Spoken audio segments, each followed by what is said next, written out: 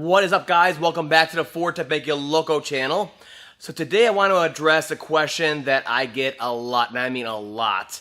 As you guys probably know already, I basically work on 5.43 valve engines, Ford 5.4 liter 3 valve Triton engines, just about all day, every day. That my whole shop, my whole channel is built around this engine. And it all has to do with the timing set failures that are associated with this engine.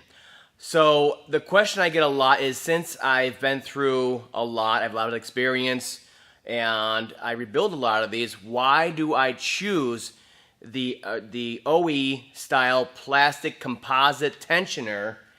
This one right here may look familiar with the inlay gasket in there.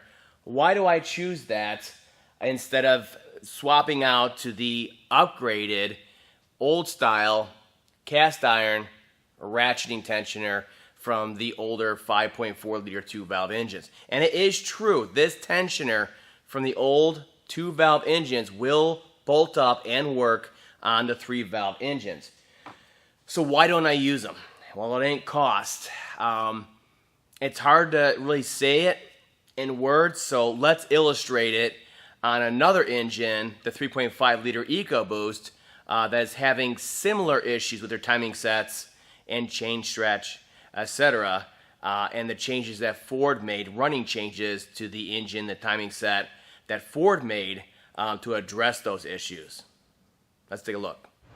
Now, before you jump in with 2 feet and just think that this cast iron ratcheting tensioner from the older 2 valve engines is gonna fix everything, think about this, okay? So here's some food for thought.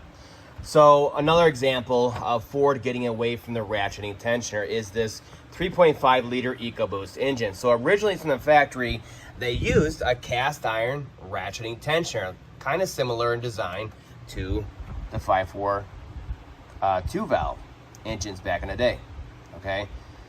What they were finding, though, is that it was contributing to chain stretch issues. Now, the 3.5 liter EcoBoost has a lot of chain stretch issues for many reasons. Soot issues, oil quality issues, and the chain being one continuous piece, like 6-7 feet long. But the other thing they were finding is the ratcheting tensioner popping out like that and putting more and more tension on that chain at all times was contributing to early chain wear and stretch. All right, so when you go back in with revised service parts for the EcoBoost, they no longer sell a cast iron tensioner anymore. They sell you a revised aluminum housing, cast aluminum tensioner, which is great. Still no gasket, which is great, but it no longer is a ratcheting mechanism on there at all. So you got to think about it. They're getting away from it and trying to fix, chain stretch issues and stuff like that on other engines, and they changed from the ratcheting to the non-ratcheting on the 3 valves. You got to think there was a reason for it. So I tend to stay away from any kind of ratcheting tensioners on my customer vehicles, but it's up to you.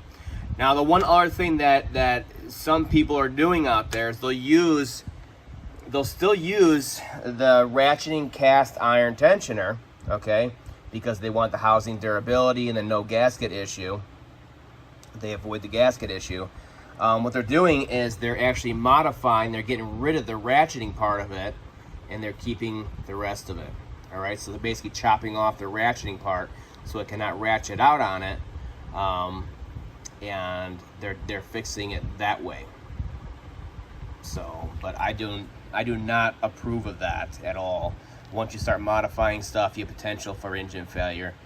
So do that at your own risk. There's different write-ups online, I'm sure, about that, getting rid of the ratcheting mechanism on these old cast iron tensioners.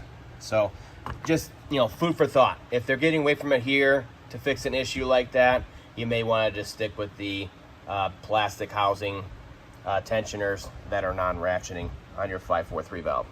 So as you can see, there's multiple Ford engines where initially they thought the ratcheting cast iron tensioner was a great idea, and they found out that it causes more problems than they're worth, and they go over to either composite or cast aluminum, like in the EcoBoost, to a non-ratcheting tensioner.